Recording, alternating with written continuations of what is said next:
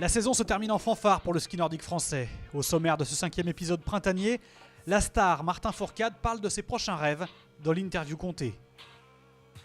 Les néo-retraités défilent dans le zapping spécial championnat de France et c'est l'un d'eux, Alexis Boeuf, qui débute sa reconversion en nous emmenant avec Somfy dans les coulisses du relais féminin français.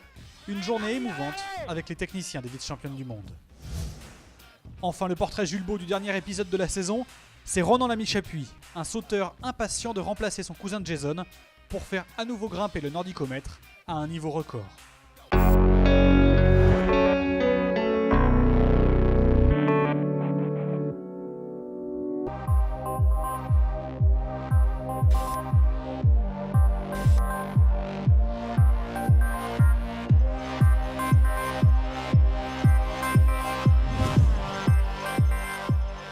Je suis épuisé, mais épuisé aussi parce que je suis satisfait du travail accompli, parce que sportivement c'est une saison rêvée, 8 victoires en Coupe du Monde, un titre mondial, le globe, ceux du sprint et de la poursuite.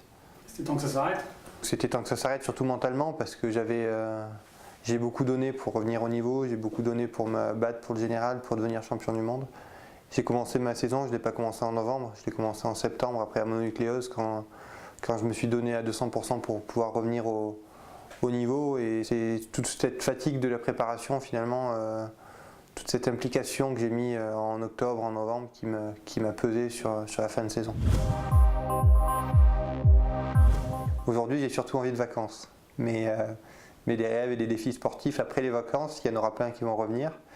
Des défis en biathlon, les championnats du monde d'Oslo qui vont être quelque chose d'incroyable à court terme. Les Jeux Olympiques à Pyeongchang bien sûr à plus long terme. Le record de victoire de Raphaël qui est pas loin et qui a une super motivation. Et en fond ? C'est un rêve d'enfant parce que moi j'ai commencé pas par le biathlon mais par le ski de fond. Donc je crois que je me suis rêvé champion de ski de fond avant de me rêver champion de biathlon. C'est vraiment un vrai objectif, c'est vraiment quelque chose que j'ai envie de faire, autant pour m'épanouir que pour progresser en biathlon. Après, voilà, c'est peut-être très difficile à comprendre pour le grand public qui se dit là, tu as tout gagné en biathlon. Mais sacrifier une saison de biathlon et la Coupe du Monde de biathlon pour une compétition de ski de fond, même si ça me fait rêver, c'est toujours très difficile. Ça va être quelque chose de nouveau, en tout cas c'est ce que tout le monde me dit. Je suis extrêmement curieux, je suis très heureux.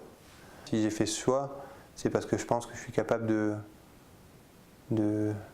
performer autant, voire mieux avec cet enfant que finalement dans la situation dans laquelle je suis. Voilà. Si j'ai choisi de le faire, c'est que je pense que ce n'est pas un frein à ma réussite sportive.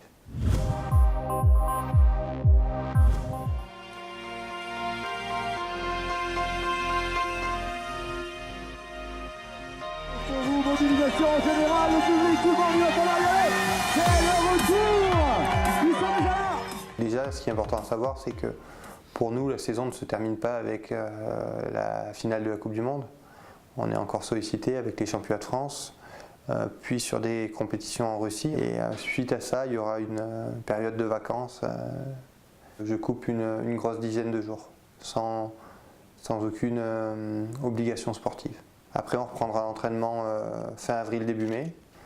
Donc voilà, c'est une très longue préparation et c'est vrai que souvent on arrive en octobre et les gens me disent alors vous avez repris l'entraînement? Ben ouais, mais ça fait un petit moment parce qu'on a des sports où pendant l'hiver on court énormément et du coup on peut très peu s'entraîner, donc tout l'entraînement se fait pendant la préparation estivale. On fait énormément de foncier, on tire beaucoup justement pour construire la base la plus solide possible qui nous permette d'attaquer l'hiver dans les meilleures conditions.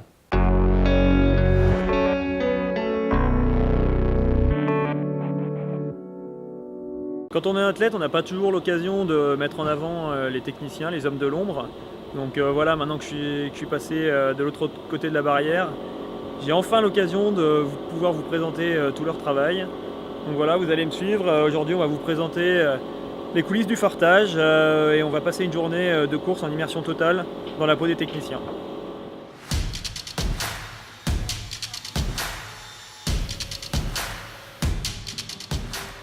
Aujourd'hui, on est arrivé 4 heures avant la course. L'idée, c'est de choisir déjà les skis pour les athlètes. Et puis après, il y a une autre équipe de travail qui va choisir tout ce qui est fart.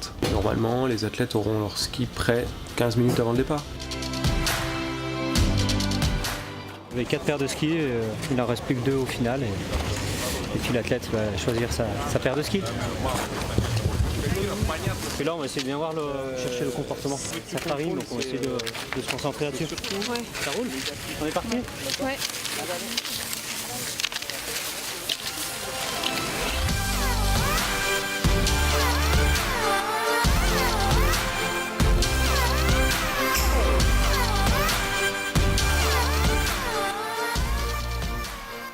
C'est des belles chaussures individuelles reproduites. Il n'y a pas plus, pas moins à faire. Tu vas pas, t'as pas à sauver l'équipe ou quoi que ce soit. Tu vois ce que je veux dire? Tu fais ton truc dans ta bulle. Basta. Ça match?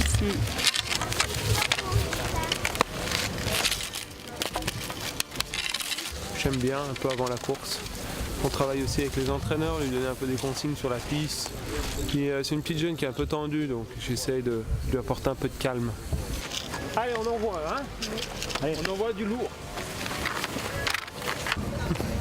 Mais là, on est à 1 heure du départ. Il ne reste plus qu'à farter. Et puis voilà, ça va être bien.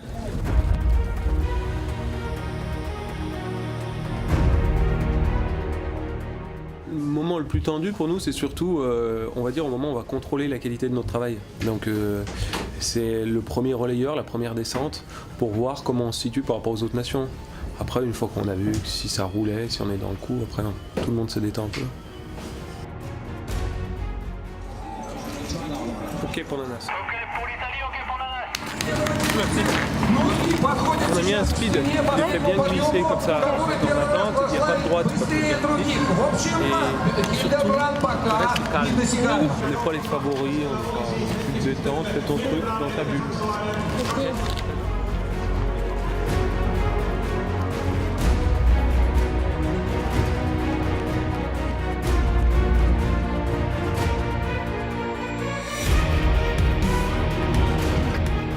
Allez Marie, allez! Allez Marie, allez! Tu lui as pris 20 secondes dans le tour d'avant, t'es bien plus fort. Allez Marie, allez!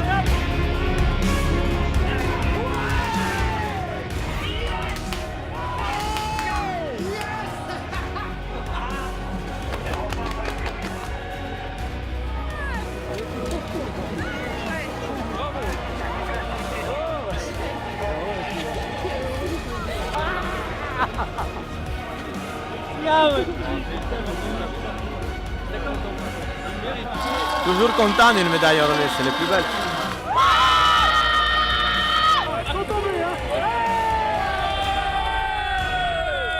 Merci beaucoup.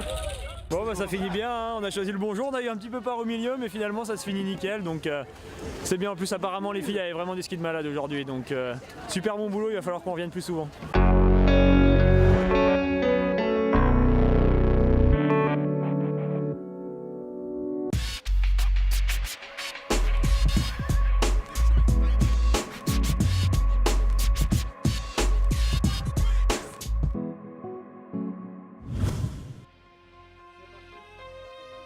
Dernière compétition de la saison en cette fin mars.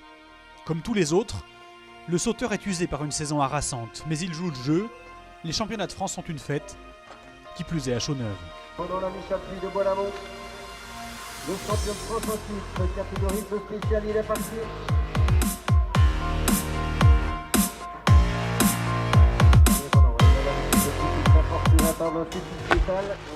Mais les jambes n'y sont plus, le champion de France en titre finira loin du podium, trop irrégulier.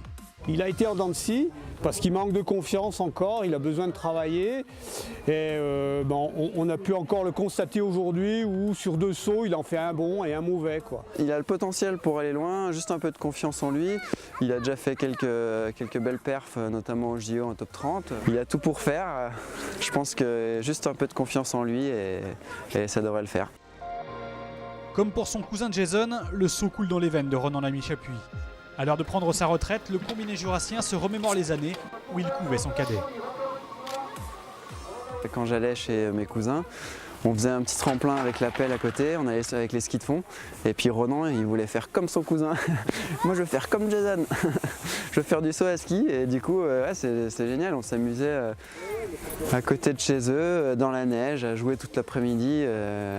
Ouais, c'est génial. Ce qui m'a apporté, je pense que c'est l'envie de bien faire. Parce que voilà, au début je faisais du saut pour m'amuser, j'ai voulu faire comme lui, comme mon grand-père faisait, comme mon frère faisait. Voilà, j'ai presque le même sang, donc pourquoi pas moi? Non mais voilà, moi ce qui m'a vraiment apporté, je pense que c'est son calme à l'abord des compétitions, où il est calme, il n'est pas stressé. Et voilà, faut que j'arrive à prendre exemple sur lui, parce que pour ça, c'est un sportif de très très haut niveau pour ça.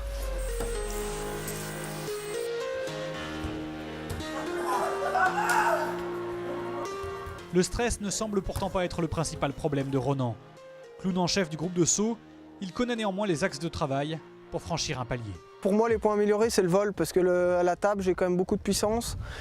Donc voilà, maintenant le vol, il faut vraiment que j'y travaille. Je vais faire vraiment beaucoup des efforts cet été. C'est là où ça ira le mieux derrière en Coupe du Monde. Au niveau du potentiel physique, il est impressionnant. Je peux presque dire que c'est l'un des athlètes sur le circuit, à la Coupe du Monde, l'un des athlètes les plus forts physiquement. Il est puissant.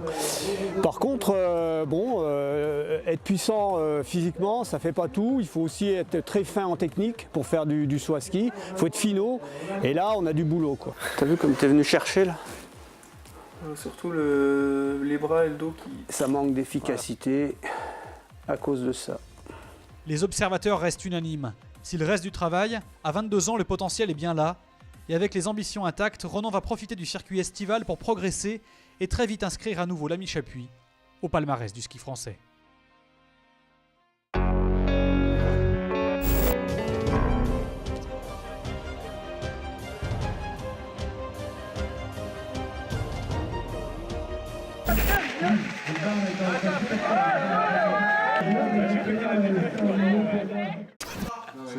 C'est pour ça que t'arrêtes, t'avais plus de chaussettes, c'est ça?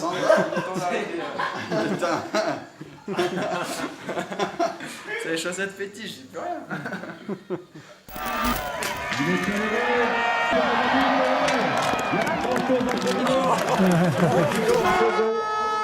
On va l'encourager très fort, Vincent, il est parti.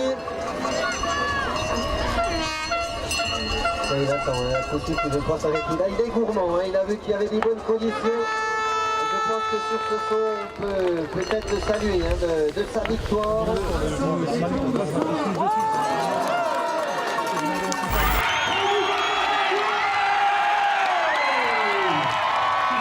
Le titre de champion de France peut finir de Marie, c'était une mariée.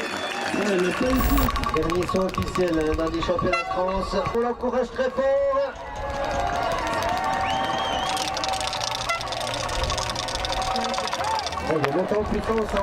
Je suis content de finir à Chauneuf parce que c'est une belle histoire qui se termine. C'est quand même un endroit qu'on apprécie particulièrement.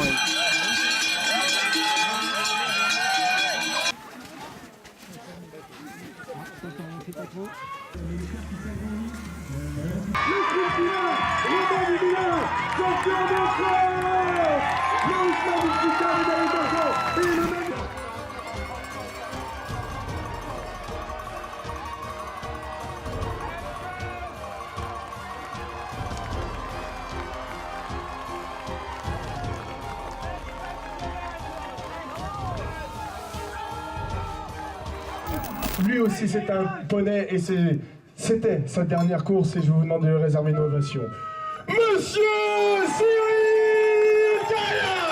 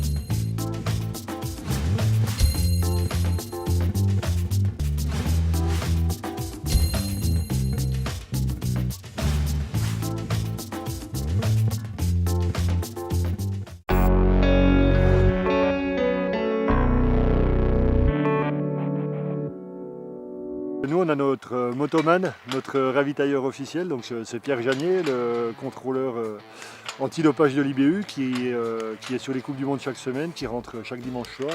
Donc tous les mardis, il nous ramène un petit morceau de comté et on se fait une petite fondue. 100% comté, c'est vraiment excellent. C'est une tuerie à chaque fois.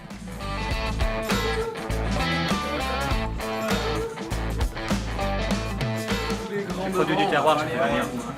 On n'est jamais à court. Mais là, on partait pour 3 semaines, donc on avait pris le niveau. C'est un rythme de 3 ou 4 fondus par semaine. Il faut quand même assurer à 10. Ça disparaît vite.